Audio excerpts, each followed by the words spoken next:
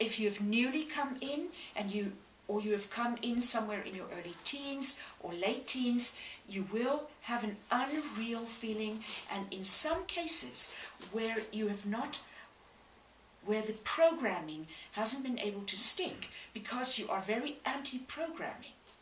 You've been anti-authority because that's what the original ones were told. Don't go in there and have people tell you how to live. Only go where you yourself are awakened to be inspired to bring out that which is already within you. So when Spirit tries to put a program in there, or even your own program, you tend to reject it. So you have memory gaps. Now there's a second thing that is very important for those of you that have had rather horrible childhoods. And that is that the moment you come through the tunnel is like a moment when you're unconscious.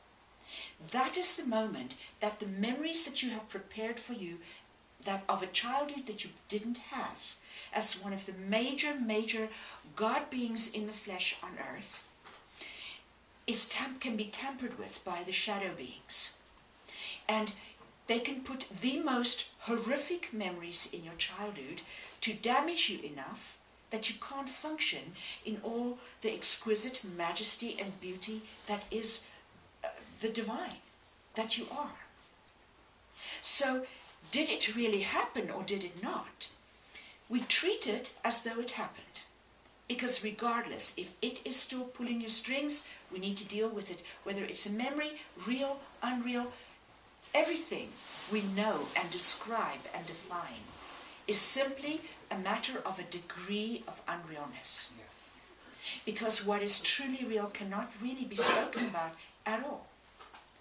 And the next thing to then consider, so A, the bad memories that you do have may not even be real. You should treat them as unreal, even though you should be working with them. Or you could have no memories, and that is fine too. Now, there is a third thing. Why, for instance, memories are just blocked out. And that is because if bad things happen to you during that time, you've so suppressed it that you won't be remembering it at this point. Case studies have actually shown that just the exposure to a corpse by a little child would split them. I worked with a sister who very dearly beloved to Simon and myself, who eventually died of cancer and put up an incredible, valiant fight as a light worker. But it came from witnessing a murder. When she was 3 years old, she stood up in her little nightdress on the edge of her bed, and she could just peek through the window, and the bathroom was an outhouse in the back in the dark. And she always was scared to go in the night because she was a little 3-year-old, had to go by herself outside in the dark to go potty.